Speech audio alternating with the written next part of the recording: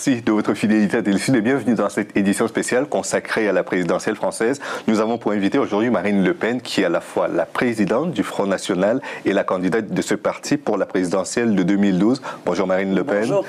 Nous allons, pour vous interroger, être en compagnie de Lady Goman, qui présente chez nous une émission sur les questions de genre. Lady vous écoute. Bonjour Lady. Bonjour Louis, bonjour Marine. Bonjour.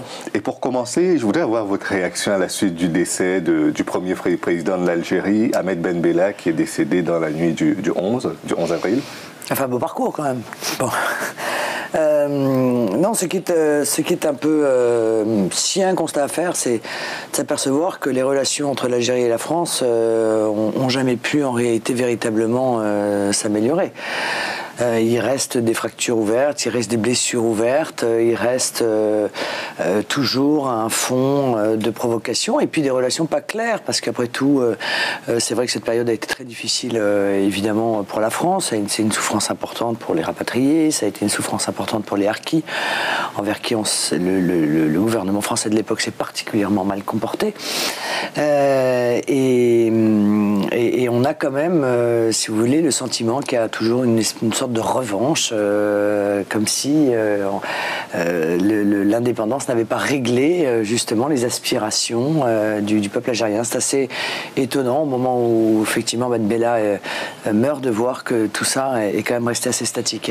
D'accord. Et sur la signature des accords d'Évian, parce que cette année on va célébrer le cinquantenaire de leur signature, est-ce que vous pensez que c'était une bonne affaire, qu'elle a été mal gérée par les deux parties? Non, elle a été horriblement mal gérée, on s'est très mal tenu. Enfin, je veux dire, il faut quand même se souvenir qu'on a désarmé les harkis avant de les abandonner, se laisser massacrer en Algérie. Bon, et ça, c'est une tâche, objectivement, hein, sur le gouvernement de l'époque. Et ce que je trouve frappant, si vous voulez, c'est que le gouvernement français, pour des raisons électoralistes, reconnaisse le génocide arménien, bon, qui n'a pas grand-chose à voir, il faut bien le dire, avec la responsabilité de la France, mais était incapable depuis de reconnaître qu'il y avait effectivement eu un massacre des harkis, qu'il y avait effectivement eu des grandes difficultés pour les rapatrier et régler, y compris en matière d'indemnité, ces difficultés. Voilà, je crois qu'on n'est pas là dans la justice, on est dans l'électoralisme, c'est quand même bien regrettable. D'accord. Lady, je ne sais pas si vous avez une question sur non, sur ce point-là, les indépendances n'ont pas encore été réglées. Le seront-elles jamais seulement? Est-ce que c'est du registre des gouvernements, des partis politiques que d'apporter une solution? Est-ce que ce ne sont pas les populations qui vont finalement, par la force des choses, devoir s'emparer de cette part de leur histoire des deux côtés de la Méditerranée? C'est vrai, mais en même temps, si vous voulez, il y a une incompréhension du côté de la France. C'est l'importance continue de l'immigration algérienne, parce qu'à un moment donné, si vous voulez, c'est vrai qu'on se dit, bon, il y a eu une guerre d'indépendance, elle a été terrifiante. Les Algériens ont obtenu leur indépendance. On ne comprend pas bien pourquoi ils continuent à vouloir venir en France, avec, c'est vrai pour certains, une hostilité déclarée tout de même. Comme si il y avait une sorte de revanche ou de vengeance à exercer. Ça reste quand même un énorme point d'interrogation. Et puis il y a des sujets très sensibles sur lesquels on n'arrive pas à se mettre d'accord. Le problème des cimetières, vous savez très bien que chacun tient à ses morts et les cimetières ne sont pas entretenus. Et ils sont dégradés et les demandes de rapatriement Là, vous évoquez les cimetières qui sont en Algérie, qui sont en Algérie. Ouais. Bon, voilà. Or, c'est vrai que ça n'est pas dépassionné du tout, parce que au-delà, si vous voulez, de l'indépendance, il y a une sorte, comme s'il y avait toujours encore une revanche, une vengeance. Mais justement, voilà. Est-ce que ça ne tient pas au fait que ce sont des indépendances en chocolat, tout simplement? Quand vous dites qu'on ne comprend pas très bien pourquoi les gens continuent à vouloir venir alors qu'il y a eu l'indépendance, certes, il y a eu les indépendances, mais y a-t-il eu celle des indépendances qu'ils attendaient, eux? Ah, ça... Des vraiment franches. Ah, oh oui, ils ont les coups des franches quand même, ils ont les coups des franches. Mais il est sûr que la manière dont les indépendances ont été traitées par la France n'ont pas donné les mêmes résultats que la manière dont, par exemple, elles ont été traitées par la Grande-Bretagne. Mais les liens n'étaient pas les mêmes non plus. Je veux dire, il y avait beaucoup de liens affectifs, ce qui n'a jamais vraiment été le cas, il faut bien le dire, avec les les colonies anglo-saxonnes, qui étaient beaucoup plus centrées sur un aspect purement commercial. Or, moi, je tiens que les liens entre la France et ces colonies étaient aussi culturels, étaient aussi affectifs. D'ailleurs, on aura peut-être l'occasion d'en parler. C'est vrai que l'influence de la France recule en Afrique, c'est une évidence, mais elle est remplacée, je veux dire, au-delà des liens culturels qui existaient, elle est remplacée par une utilisation purement commerciale. Les liens que sont en train de créer la Chine avec l'Afrique ou les États-Unis avec l'Afrique sont des liens purement commerciaux. Il n'y a pas cette adéquation culturelle qui faisait aussi un peu la spécificité de la relation entre la France et un certain nombre de pays et qui aurait dû normalement perdurer, je veux dire, au-delà des vicissitudes de l'histoire. Il y a eu un projet presque mort-né, celui de cette Union pour la Méditerranée, qui avait été porté à la fois par Nicolas Sarkozy et par un certain nombre de leaders de la Méditerranée. Quel a été votre regard là-dessus? Quel commentaire vous avez aujourd'hui au regard de son évolution ou de son statu quo? Oui, je n'ai jamais cru à cette Union pour la Méditerranée pour la simple et bonne raison, c'est que déjà nous sommes enfermés dans un carcan épouvantable qui s'appelle l'Union européenne. Donc tant que nous sommes dans de telles difficultés avec l'Union européenne, on ne pouvait pas créer de relations correctes et positives à l'extérieur de l'Union européenne. Je crois beaucoup plus de façon relation bilatérale ou trilatérale, c'est-à-dire de relations de nation à nation. Je ne crois pas aux empires. Bon, alors nous sommes enfermés là dans un empire européen, j'ai appelé l'Union soviétique européenne, je pense qu'il va s'effondrer, comme se sont effondrés tous les empires les uns après les autres, mais moi je crois beaucoup aux relations entre nations, en relations entre peuples, mais des relations qui soient égalitaires. Quand je défends l'identité, la souveraineté, la liberté du peuple français, je défends l'identité, la liberté, la souveraineté de toutes les nations du monde. Et mon projet est complètement cohérent, c'est la raison pour laquelle je suis contre l'ingérence, quelle qu'elle soit, et à quel titre est-ce que ce n'est pas un peu tard, justement, parce que certes, être contre l'ingérence aujourd'hui, c'est un fait, mais il y a tous ces dommages collatéraux dont on n'est pas encore revenu, ni la France, ni les colonies, comme vous dites. Personne n'est véritablement réconcilié avec cette histoire-là. Mais quels dommages collatéraux? Quels dommages collatéraux? Citons par exemple la France-Afrique. C'est une notion qui a été évoquée par le président Fouad-Boigny. Non mais d'accord, mais la France-Afrique, ça a été une épouvante. Mais ça, c'est lié à la corruption de nos élites. C'est pas structurel. Si vous voulez, il n'y a pas de traité, on n'a rien signé. Voilà, c'est la corruption de nos élites respectives, permettez-moi, qui ont fait que ces relations ont été totalement perverties et que ça a été des relations d'exploitation, des relations de vol. Et il faut y mettre fin, mais pour y mettre fin, ce sont les hommes qu'il faut changer. Vous voyez bien d'ailleurs qu'honnêtement, un certain nombre font des promesses aujourd'hui et sont quand même très largement soupçonnés d'avoir continué dans ces manœuvres. Vous ne visez pas Nicolas Sarkozy en particulier? Écoutez, moi, je porte pas d'accusation sans preuve. Je suis avocat, mais il semblerait, selon certains témoignages, que ces relations aient perduré au-delà. Bon, donc c'est une vision de la nation qui peut changer ça. Ce sont les hommes et les femmes de demain qui vont porter une autre vision de la nation qui vont changer cela. Et moi, je crois beaucoup à de jeunes responsables politiques en Afrique qui émergent et qui ont d'abord cette fierté. Et donc, à partir du moment où ils ont cette fierté, ils n'ont pas, je veux dire, ce sentiment d'être en infériorité par rapport à la souveraineté de leur propre pays. Ils ont envie de se développer. Ils sont conscients des problèmes de l'immigration choisie qui vide évidemment leur pays, des élites dont ils ont besoin pour développer. Ils sont conscients qu'on peut parfaitement engager un rapport de développement, de co-développement qui est bénéfique pour tout le monde d'ailleurs, pour l'Europe parce que ça fixe les populations dans leur pays d'origine, ça évite donc les problèmes de l'immigration, mais aussi pour les pays africains parce que ça leur permet de bénéficier justement de leur élite et donc de se développer économiquement. Et puis je vais vous dire au fond, parce qu'il y a aussi une vision de l'humain derrière tout ça, moi je crois que toute personne, sauf quelques exceptions, quelques aventuriers, mais ils ne sont pas les majoritaires. Toute personne en réalité a envie de vivre décemment et dignement dans le pays qui est le sien. Voilà. Il a envie de voir naître et grandir ses enfants dans le pays de ses parents et d'y vivre correctement. Cet objectif, on peut le faire en commun. D'accord. Récemment, mais pas dans une relation inégalitaire. Dominant-dominé. Voilà. Récemment, après les tueries de Montauban et Toulouse, vous avez dit que si Mohamed Merah, si le Front National avait été au pouvoir il y a 25 ans, Mohamed Merah n'aurait jamais été naturalisé. Oui. Aujourd'hui, si vous aviez été au pouvoir en 1960, est-ce que la France-Afrique aurait pu prospérer? Non. Non, la France-Afrique n'aurait pas prospéré parce que j'ai une autre vision des relations. Comment auriez-vous conçu cette relation entre la France et son ancien empire colonial? Je l'aurais conçu justement dans le cadre d'un co-développement. C'est-à-dire que l'empire colonial du tout. L'idée, si vous voulez, c'est de dire que bon, on ne peut pas changer l'histoire, mais l'idée, c'est de dire que la France apporte, par exemple, sa capacité à former des élites dans toute une série de domaines. C'est une très bonne chose. Mais si c'est pour les conserver chez elles, pour les payer à moitié prix, ça n'a aucun sens. Bon, vous voyez que c'est vraiment, là, pour le coup, c'est du perdant-perdant. L'idée de développer, par exemple, des filiales d'universités dans un certain nombre de pays avec lesquels on a un rapport culturel et puis historique et puis une histoire commune m'apparaît être une excellente chose. Tout doit être fait sans capter les richesses pour permettre, encore une fois, dans le cadre de ce co-développement, au pays de se développer sur le plan économique. Quitte à ce qu'il y ait d'ailleurs des rapports bilatéraux et commerciaux privilégiés. C'est ce qu'a fait, vous le savez bien, la Grande-Bretagne avec un certain nombre de ses anciennes colonies. Moi, je trouve ça tout à fait légitime.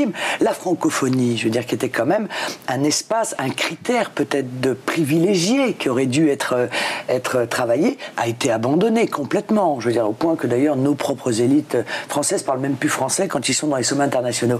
Mais voilà un critère qui permettait effectivement de développer des relations commerciales privilégiées et donc de transformer une histoire commune qui parfois avait été effectivement faite de douleurs et de blessures en une histoire de relations équilibrées qui permettait à chacun d'y trouver son compte.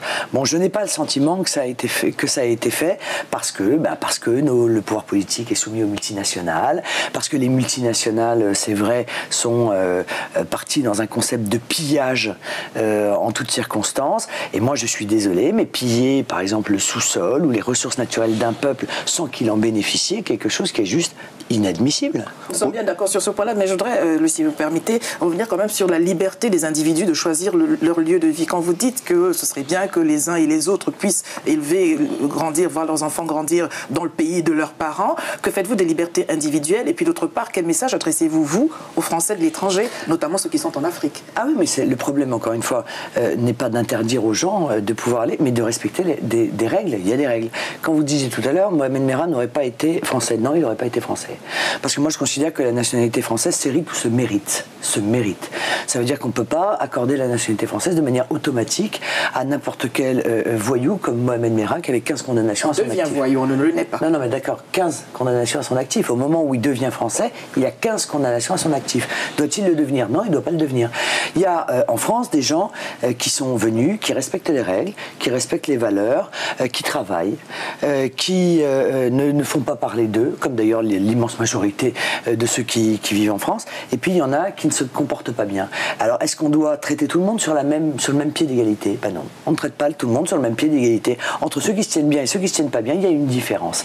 Entre ceux qui peuvent accéder à la nationalité française parce qu'ils ont donné des gages, de l'amour qu'ils avaient pour le pays, de l'attachement, encore une fois, à Rome fait comme les Romains, c'est-à-dire du fait de se fondre dans la communauté nationale, ceux-là peuvent être naturalisés, mais l'acquisition automatique qui fait que l'on devient français pour la simple raison qu'on est né à tel endroit ou né à tel autre, moi je ne suis pas d'accord avec ce concept. Alors à Rome, comme les Romains, encore une fois, quel message aux Français de l'étranger, notamment ceux qui sont en Afrique, qui, si je ne m'abuse, quel message leur adressez-vous justement dans le prolongement de cette politique où il faudrait arrêter l'immigration? Est-ce que l'expatriation, à votre avis, aussi n'a plus de raison d'être? Non, mais pourquoi? On ne peut pas, encore une fois, chacun a la liberté de pouvoir se déplacer, mais tout le monde n'a pas de droit à aller s'installer n'importe où. Il faut répondre à un certain nombre de critères. C'est comme ça dans le monde entier, je vous signale. Quand vous allez aux États-Unis, si vous n'avez pas de contrat de travail, vous n'avez pas le droit de travailler. Si vous avez un contrat de travail qui s'arrête, dans les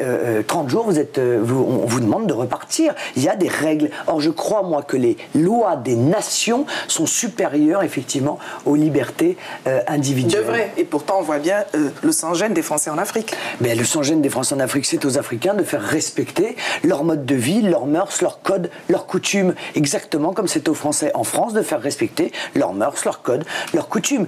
Dans des pays musulmans, si quelqu'un arrive de l'extérieur en mini-jupe, etc., moi je trouve ça tout à fait légitime qu'on le rappelle aux règles, aux mœurs, aux codes, qui sont ceux par exemple des pays musulmans. Voilà. Mais encore une fois, je pense que si tout le monde admet cette règle-là, très objectivement, les choses devraient quand même correctement se passer. Bon, il n'y a pas de... Tous les Français se comportent pas mal quand même, rassurez-moi. Bon. Tout à l'heure, vous évoquiez la double nationalité. Est-ce que pour vous, aujourd'hui, on peut continuer dans cette... de dire par exemple que j'ai la liberté d'être à la fois français et camerounais ou algérien par exemple? Non, c'est un peu de la polygamie, de la polygamie patriotique, quoi, en quelque sorte. Non, je crois qu'on n'a qu'une nation. Ça ne veut pas dire qu'on n'a pas, d'ailleurs, on n'a pas d'origine. On a une origine. On peut très bien être né dans un autre pays, avoir acquis une nationalité, avoir l'amour du pays où on est né, faire vivre en quelque sorte la culture du pays où on est né chez soi. Non, enfin, tout ça a été fait en France. Hein, les Italiens, les Portugais, les Espagnols, les Africains d'ailleurs. Mais on a une nationalité. Pourquoi je dis ça? Parce qu'au-delà des problématiques individuelles, il y a des grands phénomènes où on s'aperçoit que des jeunes aujourd'hui sont perdus. Voilà. Ils ne se sentent de nulle part. Ils se sentent, pour les, je sais pas, moi par exemple, prenons les franco-algériens, ils se sentent français en Algérie et algériens en France. Bon. Ou ils sont considérés comme tels. C'est-à-dire que quand il va en Algérie, on le prend pour un Français, il est en France et c'est un Algérien. Peut-être. Quoi qu'il en soit. Le métissage culturel étant donc un vain mot désormais. Peut-être, quoi qu'il en soit, ça n'a rien à voir. Ouais. Peut-être quoi qu'il en soit, mais en tout cas, c'est une mauvaise chose parce qu'on en arrive à des situations où des nouvelles générations qui devraient être totalement assimilées, eh bien, font des manifestations avec des drapeaux étrangers, etc. C'est extrêmement choquant, je trouve, pour un pays qui les a accueillis dans la nationalité. C'est une réaction plutôt qu'une action. C'est une réaction. Écoutez, c'est une réaction, mais en l'occurrence, moi, j'apporte des solutions. Mais la contrepartie, c'est qu'il y a des devoirs. Alors, quelle est la solution que je propose? C'est la priorité nationale. C'est de dire à tous ceux qui sont français, quelle que soit leur origine, la manière dont ils ont acquis la nationalité, vous allez avoir un privilège. Parce que vous êtes français en France, vous aurez un privilège d'accès à l'emploi, vous aurez une priorité d'accès au logement social, vous aurez une exclusivité sur certaines aides sociales et une priorité dans la manière dont la solidarité nationale va s'exprimer avec vous. Si vous respectez la loi, parce que même pour les Français... C'est rétroactif d'ailleurs la nationalité à votre avis? Pardon? Rétroactivité de la nationalité quand on l'a eu par acquisition? Non, mais je crois qu'il faut remettre en place la déchéance de la nationalité. Quand quelqu'un acquiert la nationalité française pendant un certain délai, qui est un délai de 10 ans, ça me paraît raisonnable, si cette personne commet plusieurs délits ou commet un crime, il faut qu'il puisse être déchu de la nationalité. De quelle gravité? Parce que c'est une trahison. Vous voyez, je trouve quand on demande la nationalité et que la première chose que l'on fait dans les premières années, c'est de commencer par violer la loi et donc faire du mal à ceux qui vous ont accueillis, je trouve que c'est pas correct. Et les franco-français en seraient donc dispensés quand bien même le délit serait encore plus grave? C'est vrai, les franco-français en sont dispensés parce qu'ils sont franco-français, c'est vrai. Mais il y a une chose dont ils ne seront pas dispensés, c'est l'arrêt des aides sociales pour les délinquants récidivistes et les criminels. Parce que je pense que la solidarité nationale, elle ne peut pas être toujours dans le même sens. Si vous voulez, il y a des gens qui se lèvent tôt, qui bossent dur, qui élèvent des enfants, dans des valeurs, dans des règles, qui payent des impôts et ils s'aperçoivent que leurs impôts servent à aider socialement, à donner des aides sociales à des gens qui violent la loi. Ça, c'est pas possible. Ça, qu'on soit français ou pas français, c'est juste inadmissible. Quand on voit encore une fois que, prenons cet exemple-là parce qu'il est caricatural, mais qu'un Mohamed Merah touchait le RSA, avait un logement social, etc. Moi, je pense effectivement à l'agent de surveillance, au boucher, au plâtrier, qui s'est saigné pour payer ses impôts et qui voit que ses impôts, ça sert à ça. Donc ça, qu'on soit français ou pas français, si vous êtes délinquant récidiviste pour des délits qu'on fixera, je veux dire, dont le niveau seront fixés dans la loi, ou évidemment pour des crimes, eh bien, vous ne toucherez plus d'aide sociale. Voilà. Tout à l'heure, vous évoquiez la souveraineté et vous expliquiez qu'il serait important que les Africains apprennent à faire respecter leurs règles. À votre avis, cet arrimage du franc CFA à l'euro via la Banque de France... C'est un drame. c'est un drame pour l'économie africaine. C'est un drame. Déjà, c'est un drame pour nous. Donc, je pense que c'est aujourd'hui un des inconvénients majeurs, hein, parce que, évidemment, ça soumet l'économie africaine à une asphyxie. Au même titre d'ailleurs que l'économie française, mais en pire, peut-être en encore pire. Certainement. Bien sûr, en encore pire. Donc là, on est vraiment en train de tuer économiquement l'Afrique. Donc je suis fondamentalement opposé à cette manière de faire. Et je combats cela parce que c'est impossible de s'en sortir avec une monnaie telle que celle-là. C'est impossible. Vous convenez donc que les États africains n'ont pas forcément les coups des franches pour pouvoir décider de ce qui doit être respecté dans leur pays, ici et ça, là, que vous le disiez oui, mais bien sûr, mais vous savez, moi, quand je défends l'indépendance monétaire de mon pays, je défends l'indépendance monétaire de tous les pays. Je considère que toutes les nations ont le droit d'avoir une monnaie. C'est même un des éléments de la souveraineté, la monnaie, voilà.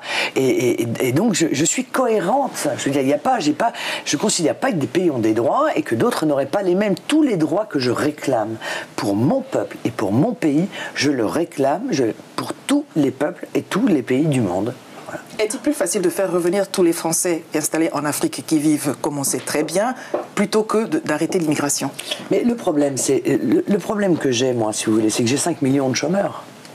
C'est-à-dire que on voit bien quand même que depuis les années 70, à la demande du grand patronat, l'immigration a été utilisée pour peser à la baisse sur les salaires. C'est d'ailleurs évident. Le marché du travail est un marché. Donc plus vous avez de gens qui réclament un emploi, plus évidemment, par un effet mécanique, il y a une déflation salariale. Bon, le père de Madame Parizeau, la patronne du MEDEF, faisait ainsi venir des charters entiers de Marocains pour travailler dans son usine de meubles, n'est-ce pas? Bon, ce sont toujours les mêmes. Et nous nous sommes toujours opposés à cela. Parce que nous avons toujours considéré que cette manière de faire était absolument scandaleuse. Mais ça continue. Ça continue. Donc, le seul moyen de régler le problème... Moi, si j'avais, par exemple, 3% de chômeurs, je ne serais pas contre, éventuellement, avoir une immigration régulée, raisonnable, parce que je sais bien aussi que si c'est pour mettre tout le monde dans les cul-de-sac des banlieues, dans des conditions de vie complètement pourries, c'est sûr que c'est pas non plus très respectueux, humainement parlant. Bon. Mais le problème, c'est que j'ai 5 millions de chômeurs, j'ai 11 millions de pauvres, j'ai un système de protection sociale qui s'effondre, donc je dis, avec la plus grande honnêteté qui soit, je dis, je ne peux plus.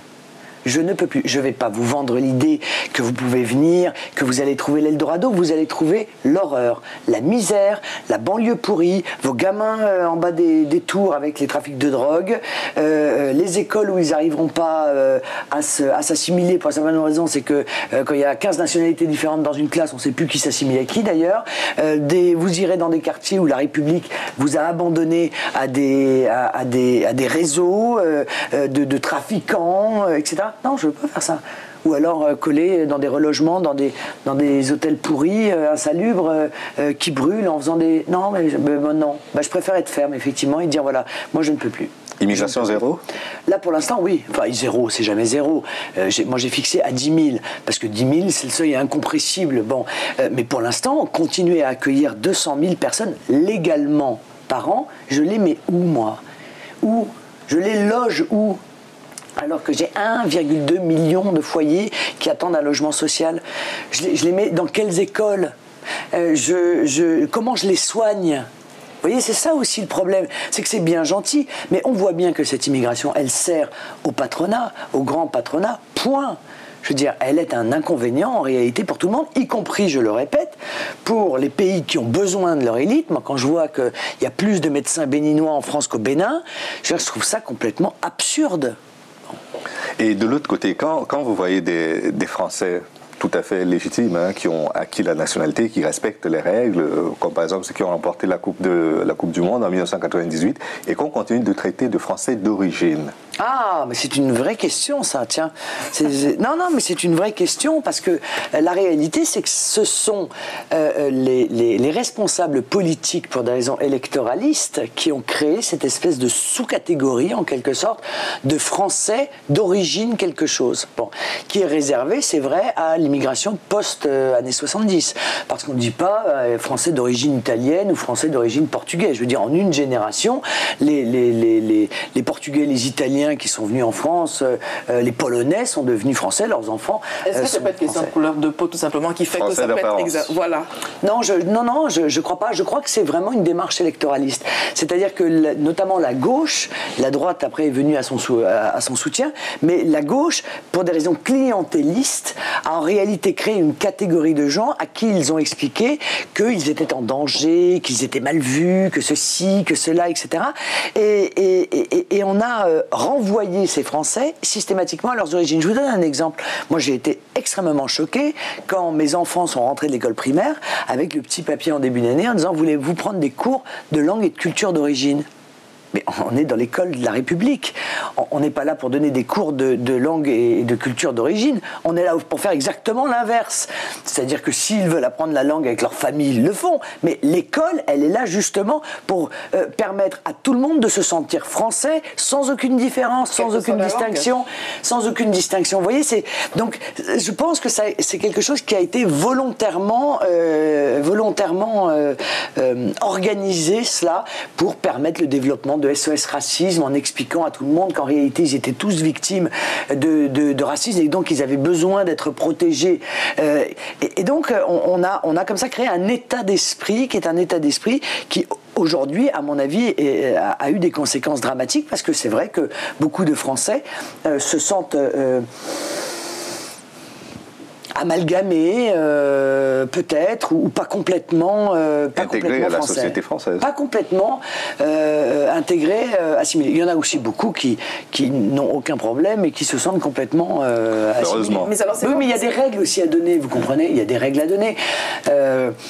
Quand on a expliqué à ces jeunes de banlieue qui pouvaient parler le ziva, arriver en espèce de jogging informe pour demander du boulot, on leur a rendu le pire des services, parce qu'il était évident que les chefs d'entreprise, ils veulent pas de type avec des jogging informes qui vas-y, voilà. Non mais c'est vrai, bon, ne pas leur avoir dit et ne pas avoir exigé que l'école leur transmette justement une manière de s'assimiler totalement dans la nation française, c'est à mon avis leur avoir rendu un très très très très mauvais service. Lorsque vous parlez des langues des pays d'origine, est-ce que c'est vrai autant pour l'anglais, l'allemand et les langues européennes, ou est-ce que c'est propre aux langues ah non mais de la même manière, de la Méditerranée? Non mais de la même manière. Mais alors dans une société de globalisation, et ça n'est pas l'immigration qui veut cela, on constate que comment ferait, imaginons, un pays, la France ou un autre, qui déciderait donc et réussirait surtout à se replier sur lui-même de ce point de vue-là, que ce soit par rapport à l'apprentissage des langues, que ce soit dans les échanges des marchandises, la libre circulation des personnes. Plus personne en dehors de son pays, de ses frontières, ne pourrait échanger avec l'autre. Mais non, mais il n'a jamais été question de cela. Encore une fois, d'abord, moi je suis pour peut-être le retour de l'expansion de la langue française, là où elle a disparu. Je vous dis, elle a même disparu chez nos propres élites, donc c'est quand même un peu dramatique. Bon, ce que je dis, c'est que l'école de la République, elle n'est pas là pour renvoyer les gamins à leurs origines. Voilà, c'est tout. Donc, si, encore une fois, on peut parfaitement prendre des cours de langue, on apprend l'anglais, on apprend l'allemand, on fait le choix, on apprend l'espagnol, etc. Mais à l'école, on peut apprendre des langues étrangères. Mais on ne renvoie pas, on ne donne pas des cours particuliers à des enfants en fonction de l'origine d'où ils viennent. Parce qu'après tout, un petit Français d'origine malienne n'aurait pas le droit d'apprendre l'anglais. Bon, vous voyez ce que je veux dire? Je trouve ça profondément anti-républicain, profondément malsain, et tout d'ailleurs, tout ce qui contribue à faire une différence en fonction de la culture d'origine, de la couleur de la peau, de la religion, m'apparaît condamnable et critiquable. Et c'est pourquoi je lutte contre la discrimination positive d'ailleurs. On n'a pas à avoir moins de droits en raison de la couleur de sa peau, de son origine ou de sa religion, mais on n'a pas non plus à avoir plus de droits. Voilà. Parce que ça, c'est l'effet pervers où après on dit « Ah bah oui, bah lui il est là, c'est parce que c'est le quota ». Bon. De la même manière, je suis contre la parité, d'ailleurs en politique avec les femmes. Justement. Mais oui, parce que moi je vois ça aussi. Là, ah bah là, l'élu, là, ouais, bah là, c'est tombé, c'est le quota. Donc il y a des effets qui sont profondément pervers dans la vie politique, comme dans la vie économique, comme dans la vie des pays. Il y a des gens qui montent par leur talent et par leur mérite. C'est vrai pour des femmes en politique. Toutes les femmes qui ont été connues en politique n'ont pas bénéficié de la parité. Et avant d'aborder le terrain de la parité, je voudrais que l'on revienne sur la loi Taubira qui est passée à l'Assemblée nationale pour reconnaître que l'esclavage et la traite étaient des crimes contre l'esclavage. Il y avait un deuxième volet qui portait sur l'enseignement de cette histoire, de la traite et de l'esclavage. Vous êtes pour qu'on enseigne cette histoire également? Si vous voulez, moi je suis quand même un peu inquiète de cette dérive qui consiste à une espèce de concurrence mémorielle, si vous voulez, qui finit par ne plus parler que des malheurs qui ont été ceux de nos civilisations. Vous voyez, ça enferme nos enfants aussi dans un sentiment de culpabilité collective, une sorte de victimisation qui est pas bonne. Hein. Moi, j'ai pas envie que mes enfants ou que les vôtres se sentent victimes des autres. Je trouve que c'est malsain. Au moins qu'ils soient informés. Mais bien sûr, mais on a toujours appris ça. Enfin, permettez-moi, moi j'ai été à l'école, à l'époque il n'y avait pas de loi, j'ai appris ce que c'était que l'esclavage, l'horreur que ça représentait, de la même manière que j'ai appris les croisades, que j'ai appris la Saint-Barthélemy, que j'ai appris les meurtres de masse de la Révolution, que j'ai appris... Vous voyez ce que je veux dire? Mais cette espèce de bonheur dans lequel certaines personnes sont, de vouloir en permanence réactiver, comme s'il y avait encore une dette, vous voyez ce que je veux dire? C'est ça qui me gêne profondément, qui crée, je crois, vraiment les conditions pour que, effectivement, les gens s'éloignent les uns des autres plutôt qu'ils se rapprochent. Parce qu'évidemment, si vous voulez, si on culpabilise, par définition, il y en a qui auraient une dette à l'égard d'autres, alors après on discute, ah oui, mais les musulmans aussi, ils ont fait ceci, ils ont fait cela. L'histoire, elle est ce qu'elle est. On la prend, moi je la prends en entier. Voilà, moi l'histoire de mon pays, je le prends en entier. Les bons moments, les moins bons, les périodes glorieuses, les périodes beaucoup moins glorieuses, je prends tout parce que je ne veux pas saucissonner l'histoire. Et je pense que ça fait du bien à personne. Voilà. Et puis dans les faits, aujourd'hui, quand on enseigne l'histoire des colonies françaises, elle commence avec la décolonisation. Je peux parler de l'esclavage qui remonte à plus loin que cela, mais elle commence généralement avec la décolonisation. Et pour certains pays, ça commence même dans les années 80, ce qui n'est pas complet. Ce qui est de l'amnésie historique. Et pour parler de dette, il y a une autre dette qui n'est pas une vue de l'esprit, c'est la dette des pays en voie de développement. Cette dette-là, en l'occurrence, elle n'est que la conséquence de l'autre dette, quand bien même on en parlerait plus. Oui, vous savez, Jean-Marie Le Pen a été le premier... je crois que c'était dans les années 95 à réclamer l'annulation de la dette des pays en voie de développement. Voilà, donc les choses sont... Vous le feriez, vous, aujourd'hui? Oui. Pensez-vous l'obtenir, d'ailleurs? L'obtenir? Dans ce contexte de crise. Ah oui, mais oui, je crois, oui. Oui, je pense qu'on a tout intérêt en même temps, si vous les voyez, même à la limite, si on a une vision égoïste, quel est l'intérêt, je veux dire, d'avoir cette dette en réalité, probablement, nous ne toucherons jamais, pas plus d'ailleurs que nous ne toucherons l'argent qu'on a prêté à la Grèce ou qu'on a prêté à l'Espagne. Donc à un moment donné, mieux vaut repartir sur des bases saines et ne pas donner le sentiment à ces peuples qui vivent en permanence avec ce fardeau qui, même s'il est quand même psychologique, contribue à une ambiance, enfin, contribue à un sentiment qui est un sentiment gênant. Donc, laissons une chance, je veux dire, à ces pays de pouvoir... Voilà, ça, c'est de la discrimination positive. Là, vous n'étiez pas d'accord tout à l'heure. Non, mais ça n'a rien à voir avec ça. Moi, encore une fois, je vous ai expliqué, j'ai une vue politique. Je veux le développement économique parce que je veux aussi fixer les populations dans leur pays d'origine. Je ne veux pas les condamner à la pauvreté à perpétuité pour après être obligé de gérer des flux migratoires. Je vous le dis clairement, moi, je ne me cache pas derrière mon petit doigt. Je pense que c'est beaucoup plus sain de réagir comme ça, encore une fois, que de les laisser sous des pressions qui font que les populations fuient pour partir faire quoi d'ailleurs, encore une fois, en Europe, rien de très glorieux, très honnêtement. Hein.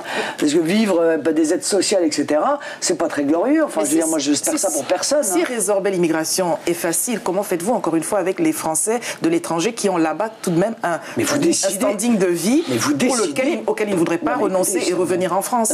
Vous décidez de ce que vous voulez. Vous êtes chez vous. Vous voyez ce que je veux dire? Les Sénégalais sont chez eux au Sénégal. S'ils décident qu'un tel ou un tel ou un tel bénéficie à leur pays par son activité, tel étranger, ils le gardent. S'ils considèrent qu'il n'apporte rien, eh bien, il lui dit écoutez, monsieur, je suis désolé, mais selon les règles que nous avons fixées, eh bien, il faut que vous retourniez chez vous. C'est aussi simple que ça. Du ressort des États africains. Ça s'appelle la souveraineté. Et la réciprocité par moment. Et éventuellement la réciprocité. D'accord. Tout à l'heure, vous évoquiez l'intégration, mais il y a d'autres Français qui n'ont plus besoin d'intégration, mais parce qu'ils ne sont pas Français d'apparence, ceux de l'outre-mer, ils ne se sentent pas tout à fait chez eux en France. Comment est-ce que vous pourriez les réenchanter si on devait emprunter à François Hollande? Ça aussi, je veux dire, ça aussi, la priorité nationale, à mon avis, est un élément très fort parce que ça redonne aussi un contenu à la nationalité française. On a le sentiment aujourd'hui, en France, que presque vous êtes mieux traité si vous n'êtes pas français que si vous l'êtes. Bon, évidemment, ça crée un sentiment d'injustice. Je suis désolé, mais je trouve pas ça normal, par exemple, que l'aide médicale d'État dont bénéficient les clandestins leur permette de se faire soigner dans des conditions plus correctes que le français quel qu'il soit. Vous pensez qu'ils sont vraiment mieux traités? Ah oui, oui. Ah oui, oui, bah oui, mais parce qu'il y a un effet égalitaire, comme ils n'ont rien, si vous voulez, du coup, par exemple, l'intégralité de leurs soins est prise en charge, mais c'est pas le cas pour les Français qui bossent, qui payent une mutuelle, qui voient l'augmentation du forfait hospitalier, le déremboursement des médicaments. Attention quand même à ces sentiments d'injustice, parce que moi, je trouve ça absolument pas normal. Et puis, deuxièmement, il faut lutter contre la délinquance, Voilà. Il y a un moment donné, si vous voulez, pour éviter les amalgames, le meilleur moyen, c'est quand même de séparer le bon grain et l'ivraie. Plutôt que d'essayer de trouver des excuses aux délinquants en disant ah oui, mais vous comprenez, ils sont mal dans leur peau parce qu'ils sont pauvres, etc. Moi, je connais des pauvres. Je peux vous dire que c'est pas parce qu'on est pauvre qu'on élève mal ses enfants. Très bien. C'est pas parce qu'on est dans ce que nous pensions justement. C'est pas parce qu'on est dans la misère ou qu'on a des difficultés ou qu'on est même si c'est difficile d'être dans une famille monoparentale, c'est pas un problème de pauvreté. Et ça n'est pas parce qu'on est dans un quartier sensible. Les valeurs, l'éducation, exactement. Mais encore faut-il le dire. Voilà, il faut que les délinquants soient traités comme des délinquants et il faut que les braves gens soient traités comme des braves gens. Et s'il y a un amalgame qu'il faut qu'on arrête de faire, c'est justement celui qui consiste de la part de la classe politique à mettre tout le monde dans le même sac en disant ah bah oui, mais vous comprenez, ils vivent dans des quartiers compliqués, donc il faut comprendre. Non, on ne comprend pas. Revenons à l'outre-mer. Je vous demandais ce qui pourrait faire aujourd'hui que les ressortissants de cette partie de la France, là, de ces différentes parties de la France, se considèrent au même titre que ceux qui sont en Bretagne ou en Lozère, tout aussi français que les autres. Alors d'abord, il y a le problème de la continuité territoriale. Elle n'existe pas aujourd'hui. L'Union européenne a versé des sommes considérables pour la continuité territoriale et ces sommes se sont évaporées. On ne sait pas où ils sont. Enfin, en tout cas, ça n'a pas servi à baisser le prix des billets d'avion. Moi, je suis pour mettre en place un couloir prioritaire entre la métropole et la France d'outre-mer. Dans les deux sens, d'ailleurs. D'abord, pour permettre aux Français d'outre-mer de venir en métropole beaucoup plus facilement, notamment pour les vacances, et pour essayer de faire en sorte de canaliser le tourisme métropolitain plutôt vers les territoires d'outre-mer. Ça me paraîtrait quand même assez logique. Mais pour ça, il faut baisser pendant les périodes scolaires les billets d'avion. Parce qu'on a fait de la défiscalisation pour permettre le développement des infrastructures touristiques. Parfait, très bien. Mais si on ne permet pas aux Français de pouvoir accéder à ces infrastructures touristiques dans des meilleures conditions qu'ils pourraient accéder dans des pays étrangers, c'est objectivement absurde. Dans ce couloir économique prioritaire, il y aura aussi le problème des produits qui sont fabriqués. Les produits qui sont fabriqués en Outre-mer, évidemment, doivent avoir un avantage, être protégés de la concurrence déloyale des produits qui sont fabriqués dans des pays extérieurs avec effectivement une main-d'œuvre moins chère. Donc ils devraient avoir une priorité dans l'accès au marché métropolitain. Bon. Deuxièmement, il y a une égalité à mettre en place. Je suis navré de dire qu'un Français qui vit à La Réunion doit avoir et être traité de la même manière qu'un Français qui vit en métropole. Sauf que quand il achète un produit venant de la France métropolitaine, il lui coûte au moins 3 fois plus cher que quand il est vendu en France. Je suis bien d'accord et je suis contre, et c'est la raison pour laquelle je me suis prononcé sur l'octroi de mer, en disant que l'octroi de mer devait continuer à exister sur des produits qui concurrencent la production, notamment à La Réunion, mais pas sur des produits qui ne concurrencent pas, parce qu'effectivement, les salaires sont les mêmes, mais le pouvoir d'achat et les prix sont considérablement plus importants. Et puis, il y a une fracture numérique aussi, il y a une égalité à l'accès numérique à mettre en œuvre, c'est pas le cas. C'est vrai qu'il y a des endroits en Outre-mer où le coût, je veux dire, de la facture numérique est bien plus importante qu'en métropole. Mais je veux dire, au-delà de ça, moi j'ai une vision extrêmement stratégique. Voilà. D'abord, j'ai une vraie affection pour les Français d'outre-mer. J'ai fait mes premières campagnes en outre-mer. La marraine de ma fille est martiniquaise. J'ai une vraie relation, une vraie affection. Puis surtout, j'ai une vraie vision stratégique. Depuis De Gaulle, il n'y a plus de politique stratégique en France. C'est-à-dire, il n'y a plus de politique à... Vous regrettez De Gaulle ? Là-dessus, oui. Oui, parce qu'il a été le dernier à avoir à mettre en place une politique stratégique. Une politique stratégique, c'est une politique sur les 20 ou 30 prochaines années. C'est pas une politique sur les 2 prochaines années pour être réélu au bout du quinquennat, quoi, hein, où on regarde son doigt comme ça. Moi, j'ai une grande politique de la mer. Je crois que nous sommes un pays extrêmement riche grâce à notre domaine maritime. 11 millions de kilomètres carrés, 2e domaine maritime du monde. Qu'est-ce qu'on en fait ? Pour l'instant, on n'en fait en réalité rien. Pour où, par exemple ? Mais pour partout. Mais pour partout. Il y a une grande politique de la mer à mettre en œuvre. La mer, c'est l'or bleu. On n'a pas d'or noir, mais on a l'or bleu. Demain, c'est dans la mer qu'on trouvera les nouvelles molécules médicamenteuses. Demain, c'est dans la mer qu'on trouvera probablement les ressources alimentaires pour les animaux, pour le bétail, mais aussi, sûrement, pour les hommes et les femmes que nous sommes.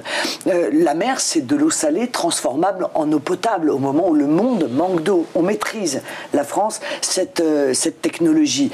Mais c'est aussi dans la mer, probablement, que nous trouverons les prochaines énergies.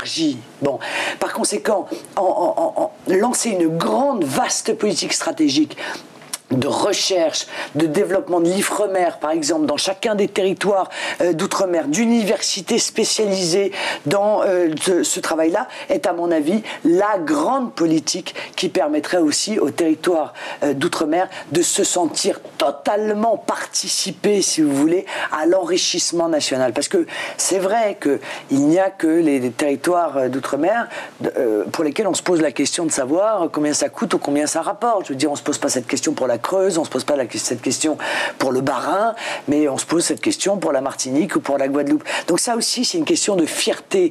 Je veux dire, avoir le sentiment d'arrêter d'être traité comme uniquement des gens qui coûtent de l'argent ou qui réclament des aides. Cette grande politique stratégique, moi je crois qu'elle serait commercialement, économiquement, en termes de prospérité, extrêmement bénéfique pour tous les Français et évidemment en premier lieu pour les Français d'outre-mer.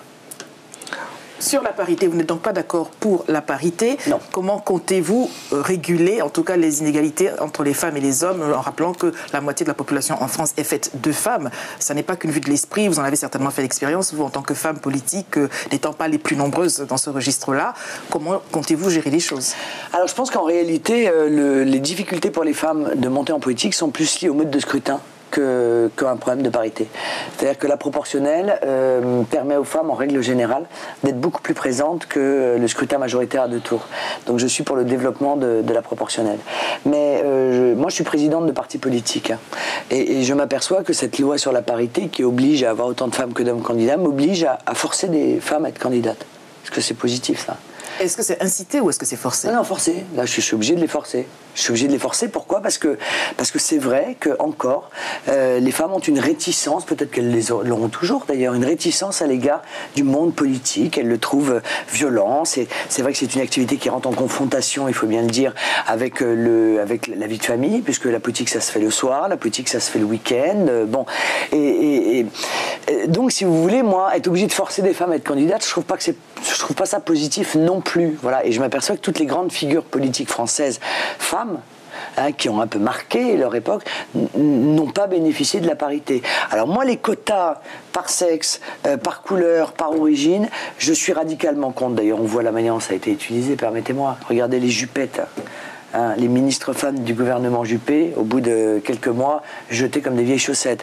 Ramayad, Rachida Dati, Fadela Amara, elles ont servi de faire valoir et puis après jetées comme des vieilles chaussettes. Bon, bah ça, moi, je suis contre cela. Donc moi, mon seul critère, c'est la compétence. En dehors de la politique, hein, pour ne pas parler que de la parité, les inégalités restent quand même récurrentes entre les femmes et les hommes. toutes les femmes ne travailleront pas, je veux dire, au privé, on va dire, hein, avant d'arriver dans le public. Que faites-vous de cet aspect-là, qui est quand même l'embryon du reste? Oui, ça, alors moi je suis très ferme sur l'inégalité salariale. Je pense qu'alors là, pour le coup, vous voyez, mais je suis cohérente avec moi-même, hein, à compétence égale, à diplôme égal, je trouve ça scandaleux qu'une femme soit moins payée qu'un homme. Donc là, il est sûr qu'il faut renforcer les moyens de contrôle et accessoirement, d'ailleurs, les sanctions financières pour que ces événements, pour qu'on arrive enfin en 2012 quand même, je veux dire, hein, à obtenir une égalité salariale entre les hommes et les femmes à compétence égale. Aujourd'hui, la France est une puissance militaire, elle est au Conseil de sécurité de l'ONU, ce qui l'a conduite à intervenir notamment en Libye, en Côte d'Ivoire et peut-être bientôt au Mali. Quelle serait votre position au sein de ce Conseil de sécurité et pourquoi pas au sein de l'OTAN par rapport à ces différentes interventions militaires? Alors moi je suis pour la sortie du commandement intégré de l'OTAN. Je veux dire, je me considère comme une grande nation, libre et souveraine, et j'ai pas envie d'être envisagé comme le toutou des États-Unis, quoi, comme c'est le cas aujourd'hui, qui vous envoie faire le sale boulot. Bon, ça c'est déjà une première chose. Deuxièmement, je vous l'ai dit, je suis contre l'ingérence, quel qu'en soit d'ailleurs. Vous ne seriez pas intervenu en Libye ou en Côte d'Ivoire? Non, je ne serais pas intervenu en Libye, surtout pas pour mettre des djihadistes au pouvoir. Hein. Ça, franchement, alors là, pour le coup, avec comme conséquence de déstabiliser le Mali et probablement de permettre à Al-Qaïda de se rendre propriétaire de 2 tiers du pays avec les armes françaises, parce que je pense que ce sont les armes françaises qu'ils ont entre les mains. Bon, on voit bien que là, ça a été une erreur. C'est plus qu'une erreur, c'est une faute gravissime, hein, bon, qui a été commise. Mais je crois surtout à la diplomatie régionale. Je pense que les pays africains sont quand même plus aptes à trouver des solutions lorsqu'il y a un problème dans un pays africain que l'Europe. Vous voyez, de la même manière, je pense que l'Europe est plus apte à régler le problème en Europe d'un pays européen. Et donc, cette volonté, cette espèce de, comment dire, d'orgueil qui consiste à vouloir devenir les gendarmes du monde, enfin, les petits gendarmes, parce que les petits gendarmes, derrière les grands gendarmes que sont les États-Unis, on voit ce que ça a donné. Hein. Je suis désolé, mais les résultats sont très mauvais. Mais si l'insécurité à l'extérieur menace la sécurité intérieure, aussi bien en France qu'aux États-Unis ou ailleurs, oui. Est-ce que cela ne justifie pas une intervention ou un appui logistique à l'extérieur? Ah si, bien sûr, mais ça c'est pas de l'ingérence. Ça. À partir du moment où moi, mon territoire est en danger ou que un conflit extérieur a une conséquence directe, si vous voulez, sur le fonctionnement de mon pays, bien entendu, je vais me défendre. Mais je vais me défendre dans des conditions pas faciles, parce que, excusez-moi, mais l'armée a été complètement désossée en France.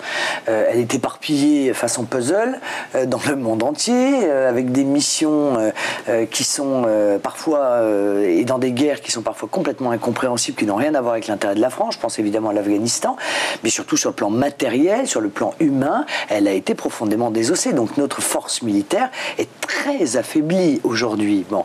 Mais comme je l'ai dit, parce que je défends la souveraineté, on m'a parlé par exemple de l'Égypte, hein, en disant est-ce que vous n'êtes pas inquiète de voir éventuellement les frères musulmans qui veulent appliquer la charia gagner les élections présidentielles? Si, bien sûr, ça m'inquiète. Mais c'est la liberté du peuple égyptien. La seule chose, c'est que je ne veux pas, en revanche, et j'agirai si je m'aperçois que le gouvernement égyptien pousse en France, ou soutient en France, ou finance en France des groupes politico-religieux qui cherchent à appliquer la charia en France. Ça, oui, incontestablement. Je voudrais juste une question sur le genre encore. Que peuvent attendre les femmes en France? Non pas les femmes qui sont engagées dans la lutte des droits des femmes, mais les bonnes femmes, on va dire, qui sont chez elles, qui ne sont pas en politique, qui ne travaillent pas nécessairement. Que peuvent-elles attendre de la femme que vous êtes sur cet aspect où il y a quand même cette violence institutionnelle dans un monde du patriarcat? Le choix. Moi, je leur rends le choix. Je leur rends le choix. J'ai mis en place 2 mesures qui sont 2 mesures de choix. Une loi SRU pour les crèches, pour celles qui veulent travailler. Et la mise en place d'un salaire parental pour celles qui veulent élever leurs enfants. Voilà, c'est clair, 85% du SMIC, un statut, parce que quand on est mère de famille, on n'est pas rien. Voilà, un statut et une retraite. Et ainsi, si vous voulez, les femmes arrêteront d'être la variable d'ajustement, en quelque sorte, de la précarité économique en France. Parce qu'on voit bien quand même que celles qui sont utilisées comme vendeuses dans la grande distribution avec des horaires qui sont incroyables, avec un temps partiel qui est quasiment impossible pour elles en matière de survie, elles sont obligées de le faire. Parce qu'aujourd'hui, on ne peut plus, d'abord, bien souvent, on ne peut plus vivre avec un seul salaire. Donc pour les familles, il faut que les deux parents travaillent. Hein, et la femme, souvent, c'est elle qui apporte le salaire d'appoint. Eh bien, je veux redonner aux femmes la liberté de choisir. Et redonner aussi à la mère un véritable statut dans la société. Voilà. Violence faite aux femmes, pour vous... ça, c'est insupportable, ça. Ça, c'est insupportable. Alors, je peux vous dire qu'alors là, moi, l'idée, si vous voulez, que... D'ailleurs, je suis contre l'idée de prendre les femmes et les enfants qui sont victimes de violences pour aller les mettre dans des foyers. C'est la double peine. Ça veut dire que non seulement ils sont victimes de violences, mais en plus ils sont obligés de quitter le domicile. Non, le domicile sera attribué évidemment à la victime de violence et en revanche les condamnations, les interdictions, les injonctions civiles d'interdiction de s'approcher à tant de mètres ou à tant de kilomètres de la victime seront appliquées avec une extrême sévérité. D'accord. Sur le mariage gay, quelle est votre position? Je suis contre. Je suis contre le mariage gay. Je pense en plus, si vous voulez, qu'en réalité, c'est une proposition... Y compris sur l'adoption par les gays. Y compris sur l'adoption. Je pense que c'est une proposition ultra minoritaire en réalité. On s'est aperçu que des associations soi-disant représentatives avaient réclamé la mise en place du Pacs. Bon, le Pacs a été mis en œuvre. Sur tous les Pacs qui sont passés, il n'y a que 5% d'homosexuels. Donc voilà, je pense que c'est une... On ne fait pas une loi, parce que la loi c'est l'intérêt général, pour une ultra minorité. Et concernant maintenant la contraception, certains disent qu'il faut maintenant l'enseigner dès l'école, mettre à la disposition des jeunes filles des pilules du lendemain au lycée, qu'on devrait renforcer le droit à l'avortement. Quelle est votre position sur ces différents sujets? Je pense que ça n'est pas à l'école de s'occuper de ça. Voilà. Nous sommes des parents, merci, nous sommes responsables. Hein, et par conséquent, c'est à nous d'élever nos enfants. Et moi, je ne veux pas que l'école s'ingère dans l'éducation que je donne à mes enfants. Parce que quand les enfants commencent à être pris par l'État, j'aime pas beaucoup ça, moi. C'est déjà des choses que j'aime pas bien. Voilà. Donc on peut pas en même temps dire les parents sont irresponsables, les parents n'ont pas d'autorité, et en même temps vouloir s'ingérer en toutes circonstances dans ce qui touche à l'intimité des familles. Écoutez, moi je veux bien, enfin en 2012 en France, les enfants, ils prennent des cours d'éducation sexuelle, ils prennent des cours pour apprendre à se laver, ils prennent des cours pour apprendre... Non mais dites-moi, tout ça, ça relève de la responsabilité, encore une fois, des parents. S'il y a des parents défaillants, alors à ce moment-là, l'État intervient auprès des parents défaillants. Mais tous les parents ne se voient pas privés de leur autorité sur leurs enfants au motif qu'il y en a quelques-uns qui sont défaillants. Dernière question, et elle porte sur un volet militaire. Vous êtes pour ou contre le maintien des bases militaires françaises, notamment sur le continent africain? Je suis plutôt contre par principe, parce que je vois bien se multiplier, encore une fois, des présences qui ne sont pas toujours bien ressenties par les populations.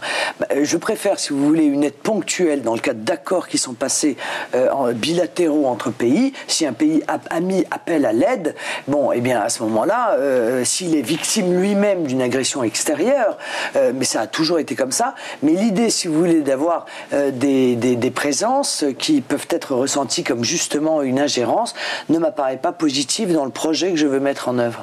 Merci Marine Le Pen. Dernière question, votre foi vous accompagne dans le prolongement de votre programme politique et de la femme que vous êtes? Oui, bien sûr. Bien sûr, je crois que la foi que l'on a construit, parce que la foi est aussi une vision de l'homme. Hein, on a des visions aussi peut-être différentes en fonction des religions qui sont les nôtres. Donc je ne le mets pas en avant, je suis très attaché à la laïcité. Hein. La femme politique que je suis est très attachée à la laïcité, mais ça ne m'empêche pas d'être croyante. Et je trouve que... On n'a pas avec les actes posés. Tout à fait. Je trouve qu'on n'a pas à s'en justifier. On n'a pas à se le voir reprocher. Chacun a le droit de croire. Et moi, je suis la première à penser que les autres peuvent évidemment croire en d'autres religions que la mienne. Tout ce que je demande, c'est que cette croyance, cet exercice du culte se fasse dans le respect des lois que nous avons posées il y a maintenant plus de 100 ans. Merci beaucoup Marine Le Pen. C'est moi qui vous remercie. Merci Lady Gaumont, merci à toute l'équipe technique, merci à vous d'avoir suivi, restez en compagnie des programmes de Télé Sud. À bientôt.